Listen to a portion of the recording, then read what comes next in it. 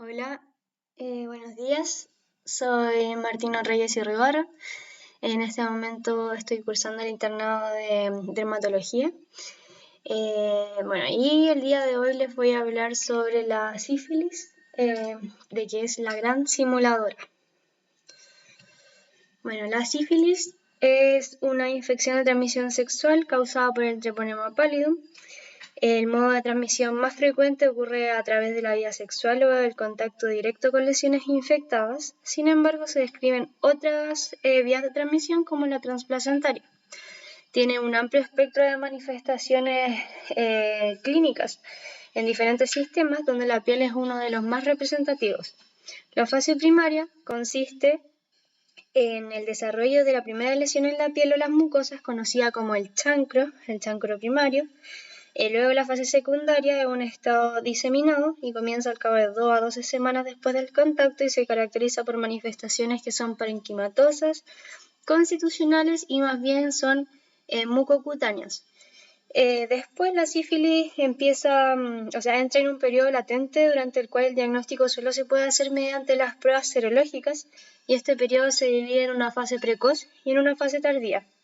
Y luego ya en una sífilis tardía se refiere a la aparición de manifestaciones clínicas que afectan a muchos órganos internos y esto ocurre en más de un tercio de los pacientes no tratados y cuya base patológica son alteraciones en vasa vasorum y otras lesiones características que son las llamadas gomas. ¿Ya? Entonces, el MinSal, igual hablando algo epidemiológico, el MinSal reporta un aumento de casos de la sífilis secundaria y la latente temprana, y esta última muchas veces es detectada mediante las campañas de tamizaje. Y la sífilis secundaria es la etapa donde los pacientes más consultan porque esta es la etapa donde las manifestaciones cutáneas causan como una alerta en el paciente y van a consultar. Y con respecto a la sífilis primaria, es muy frecuentemente subdiagnosticada porque el chancro sifílico puede pasar muy desapercibido. Entonces les hablaré de los diagnósticos diferenciales, específicamente de la sífilis primaria, o lo que es el chancro primario, y la sífilis secundaria, que es cuando aparecen las manifestaciones mucocutáneas. Ya de la sífilis terciaria o de la neurosífilis son poco frecuentes, por lo tanto no hablaré de ellas. Entonces, la sífilis primaria se genera por la invasión del Treponema pallidum en la zona de la inoculación primaria y el periodo de incubación puede durar de 9 a 90 días luego del contacto sexual. Y luego aparece esta mácula eritematosa en el lugar de la inoculación que rápidamente evoluciona a una pápula para luego erosionar en la superficie y genera una úlcera de aspecto ovalado con bordes bien definidos, dando lugar al chancro. Entonces esta es una úlcera de bordes regulares, son bordes bien definidos, con una base limpia y de consistencia que es indurada y puede ser o no exudativa. ¿Ya? Es una lesión indolora y podría ser sensible si es que se asocia a una sobreinfección. Los genitales externos son los lugares más frecuentes en donde aparece el chancro, seguidos del cuello uterino, la boca y también el área perianal. ¿Ya? Puede haber una linfadenopatía regional que no es supurativa. Y el chancro puede desaparecer espontáneamente en 4 a 6 semanas. Y esto es lo que retrasa la consulta médica. Los diagnósticos diferenciales son el chancroide, el granuloma inguinal, el herpes genital y el linfogranuloma venéreo. Aquí hablando de cosas más infecciosas. Ya el chancroide es una infección de transmisión sexual causada por la bacteria Haemophilus ducreyi y estas son úlceras genitales que son súper dolorosas. ¿Ya? Estas son pequeñas ampollas, se caracterizan porque son dolorosas, son únicas o múltiples, esta es blanda, de bordes irregulares y tienen un fondo sucio con un exudado purulento. Y el tip como frecuente es que se va a encontrar como en zonas tropicales, así como en zonas de Asia, África o el Caribe. Tenemos el granuloma inguinal, que aquí esta es una infección progresiva de la piel genital causada por la Klebsiella granulomatis y estas son lesiones que son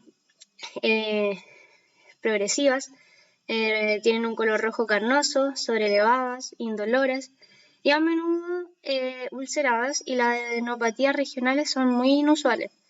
Entonces aquí esto lo que llama la atención es que es único o múltiple, ¿ya?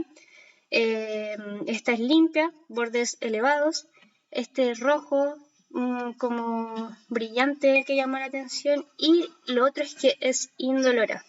Lo otro también tip es que sangra muy fácilmente. Ya. El herpes genital es otro. Este es causado por dos tipos de virus. Tenemos el virus del herpes simple tipo 1 y el tipo 2. Este consiste en múltiples vesículas con aspecto en racimo o en rosario. Son pequeñas y son muy dolorosas. Estas tienden a coalescer formando lesiones agrupadas que erosionan. Y el fondo es eritematoso y no es exudativo, ¿ya?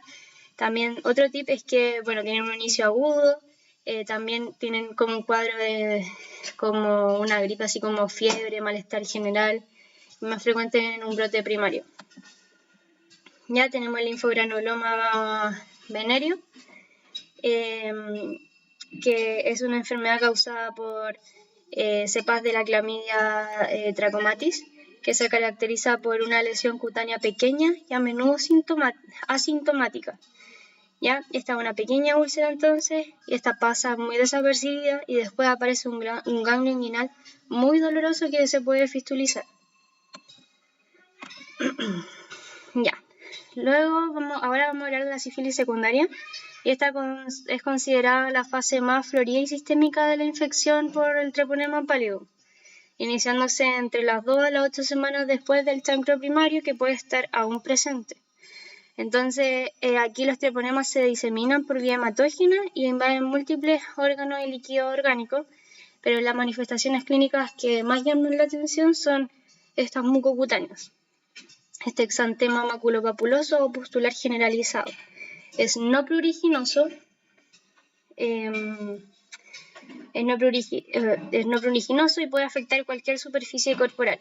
Suele aparecer inicialmente en el tronco y regiones proximales de las extremidades, en las palmas y plantas, y estas son las características de lo que es la sífilis secundaria, es que haya estas lesiones en las palmas y plantas, ¿ya? Y pueden presentar una descamación periférica que es conocido como el collarete de Viet. En áreas húmedas o intertriginosas pueden aparecer condilomas planos o son como parches mucosos, y también otra manifestación frecuente es la alopecia en parches. El diagnóstico puede ser desafiante debido a la inespecificidad de muchas manifestaciones, por lo que debe sospecharse en todo paciente con los factores de riesgo. Incluso si hay compromiso en las palmas y plantas, aquí es como muy característico, ¿ya? Entonces, claves para diferenciar: este compromiso que es palmoplantar, adenopatía generalizada, las lesiones son no dolorosas, y también esta alopecia en parches y las placas mucosas. Bueno, dentro de los diagnósticos secundarios de esta sífilis secundaria tenemos la pitiriasis rosada, el eritema multiforme, el exantema farmacológico, el LES y la dermatofitosis. De la pitiriasis rosada empieza con una placa ovalada, eritematosa, con un collarete descamativo central y frecuentemente localizado en el tronco, y esto es lo que se le llama el medallón heráldico, ¿ya? Y luego hay un brote secundario con un patrón de árbol de Navidad. Aquí se dice patrón de árbol de Navidad porque es la espalda y lo que es como la columna sería como la raíz principal, y después sigue como un brote de árbol de Navidad. Y las lesiones desaparecen sin dejar una cicatriz, y las palmas y plantas no están comprometidas, ¿ya? Luego tenemos el eritema multiforme, que es una erupción simétrica en zonas de extensión de las manos, codos, rodillas y pies. Son lesiones eritematosas en forma de diana. El centro es como medio violáceo, a veces ampolloso. Las palmas y plantas están comprometidas, pero las lesiones son en diana. Y aquí es cuando ya es un eritema multiforme mayor, cuando ya afecta a mucosas. La erupción o el exantema farmacológico suele comenzar 2 semanas luego de la administración de un tratamiento farmacológico y son exantemas que no suelen afectar la cara, palma y planta, comprometen más el tronco y extremidades de forma asimétrica y suele desaparecer luego de suspender el fármaco. Los fármacos con más frecuencia son la ampicilina, penicilina, los anticonvulsivantes, sulfonaminas. Ya aquí hay una diferencia clave que es la picazón, la relación con el medicamento y también hay eosinofilia. ¿Ya? El lupus eritematoso sistémico, bueno, el tip es que generalmente se dice que es como la enfermedad de las mujeres bellas, una mujer joven que tiene anticuerpos positivos, hay síntomas sistémicos como artritis, hay proteinuria y puede haber fotosensibilidad, compromiso multisistémico, ¿ya? La distribución en la cara es como este eritema malar de alas de mariposa, lesiones son discoides y las lesiones en áreas fotoexpuestas. ¿Ya? Este sería el lupus eritematoso sistémico, en realidad es como el discoide de estas lesiones. Estas lesiones son las que se pueden confundir con la sífilis secundaria. ¿Ya? Y por último tenemos la dermatofitosis, que es la tiña del cuerpo o la tinea corporis, que son placas eritematosas descamativas circinadas en forma de anillo. Son pruriginosas, crecen en forma excéntrica y tienen menor actividad en el centro y mayor en los bordes. ¿Ya? Los bordes son bien definidos con descamación y generalmente están en el tronco, en los brazos, en las piernas y suelen no afectar a las palmas y las plantas. ¿Ya? Entonces, la sífilis genera un compromiso multisistémico, sin embargo sus principales manifestaciones ocurren en la piel. Los hallazgos son inespecíficos y suelen mimetizar a otras enfermedades dermatológicas e incluso patologías sistémicas, inmunitarias o neoplásicas. Su correcta identificación constituye un reto para el médico general y deberá tenerse en cuenta como diagnóstico diferencial ante cualquier paciente con factores de riesgo que consulte por manifestaciones dermatológicas de evolución subaguda a crónica. ¿Ya? El diagnóstico es fácil porque uno puede obtenerlo mediante pruebas serológicas y cuando existen dudas diagnósticas, la histopatología constituye una herramienta clave. ¿Ya? Y las tasas de curación con el manejo antibiótico es del 100% sin dejar secuelas. Entonces, de permitirse su avance, se producirá un compromiso tisular generalizado con gran capacidad destructiva. Entonces, constituye un importante problema en la salud pública, con consecuencias también económicas sobre el sistema de salud. ¿No? Y eso. Muchas gracias por su atención.